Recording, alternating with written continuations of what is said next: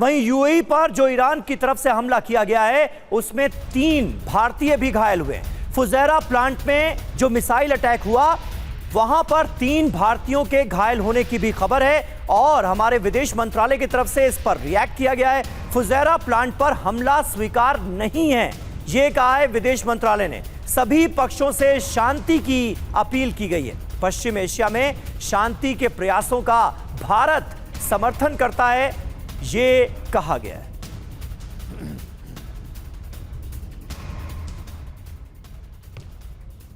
लेकिन ईरानी हमलों के बाद यूएई में अलर्ट है। स्कूलों में डिस्टेंस लर्निंग की घोषणा कर दी गई है। यूएई के शिक्षा मंत्रालय की तरफ से यह अनाउंसमेंट किया गया है। सुरक्षा को देखते हुए यह कदम उठाया गया है, बड़ा फैसला लिया गया है कि स्कूलों में फिलहाल छात्र ना आए और डिस्टेंस लर्निंग के जरिए ही उनकी पढ़ाई अभी फिलहाल कराई जाए। यह फैसला लिया गया है यूएई के शिक्षा मंत्रालय की तरफ से। और इस बीच अमेरिका में भी गुस्सा बढ़ता नजर आ रहा है। यूएस सीनेटर लिंडसे ग्राहम ने ईरानी हमले की निंदा की है। यूएई पर हमला कर ईरान ने सीज फायर का उल्लंघन किया, जहाजों पर हमला कर सीज फायर को तोड़ा, यह सीधे तौर पर कहा है। अमेरिका को तुरंत सैन्य कार्रवाई करनी चाहिए, यह लिंडसे ग्राहम कह रहे हैं। कमांडर बिक्रमजीत सिंह हमारे साथ मौजूद हैं। लिंडसे ग्राहम वैसे भी सिंह साहब अपने आक्रामक बयानों के लिए जाने जाते हैं और यूएई पर ताजा अटैक के बाद उनके जैसे तमाम लोग अमेरिका के अंदर मौजूद हैं, डोनाल्ड ट्रंप की कोर टीम में ही मौजूद हैं, जो अब इस बात को जोर शोर से फिर उठाने की कोशिश करेंगे कि ईरान पर हमला किया जाना चाहिए, सीज फायर के वायलेशन का बदला लिया जाना चाहिए। बिल्कुल समीर जी, देखिए इंटरनली जो बात हो रही थी यूएस में, पहले दोनों पक्ष अपने अपना मत रख रहे थे जी। जो उनके ऑब्वियसली जो प्रेसिडेंट साहब के जो सपोर्टर हैं वो चाह रहे थे कि ये एग्रेशन चलता रहे और उनके हित में बात कर रहे थे। लेकिन ऐसे भी कई एक परसेंटेज ऑफ पॉपुलेशन है जो इसके अगेंस्ट थी।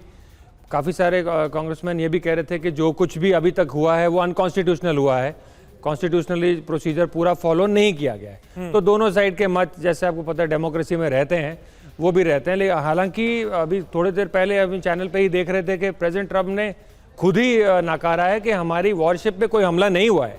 देखिए उन्होंने खुद ही मीडिया में आके बोला है कि नहीं हुआ है, साउथ कोरिया के वेसल थे उन पे हमला हुआ है। और उसका कारण मेन यही है कि जो भी हॉर्मुज की बात हो रही थी ईरान लेकिन ने जब देखा, वो मसला तो अलग है, वो तो एक शिप की बात हो रही है। अब पहले ये खबर आती है कि भाई अमेरिकी जहाज था, उस पर अटैक कर दिया गया, लेकिन अमेरिका ने उसका खंडन किया, कहा कि ये तो साउथ कोरिया का वेसल था, उस पर अटैक किया गया। लेकिन यूएई पर जो अटैक हुआ है उसका नतीजा क्या हो सकता है, ये अपने आप में एक बहुत बड़ा सवाल है। और फिलहाल जो अमेरिका और इजराइल की साइलेंस नजर आ रही है, जो चुप्पी नजर आ रही है, उसकी वजह क्या है, ये मैं आपसे जानने की कोशिश करूंगा। लेकिन अमेरिकी जहाज पर हमले को लेकर डोनाल्ड ट्रंप ने क्या कहा है, आपने उसका जिक्र किया तो अब दर्शकों को बता देते हैं। अमेरिकी जहाज पर हमला नहीं हुआ है, कोरियाई जहाज था, ये कोरियाई शिप था जिसको निशाना बनाया गया है।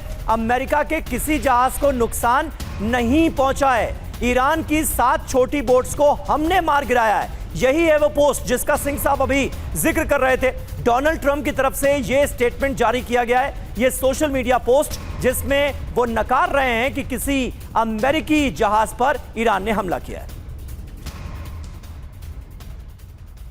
और वहीं हॉर्मुज स्ट्रेट में दक्षिण कोरियाई जहाज पर हमला हुआ है। हमले पर दक्षिण कोरिया के विदेश मंत्री का देखिए बयान भी आ गया है। हॉर्मुज में दक्षिण कोरिया से जुड़े जहाज पर अटैक हुआ है, यह साउथ कोरिया ने भी मान लिया है। धमाके के बाद जहाज में आग लग गई। जहाज पर 24 क्रू मेंबर सवार थे, ये जानकारी भी सामने आ रही है। 2 बड़ी खबरें इस वक्त आपके सामने हैं। सबसे पहले अमेरिका की तरफ से बयान आता है, खुद राष्ट्रपति ट्रंप एक पोस्ट करते हैं जिसमें कहते हैं कि अमेरिकी जहाज नहीं है, ये साउथ कोरिया का जहाज है। अब साउथ कोरिया की तरफ से भी स्टेटमेंट आ गया है जिसमें बताया गया है कि इस जहाज पर 24 क्रू मेंबर सवार थे और ईरान के हमले के बाद इस जहाज में आग लग गई।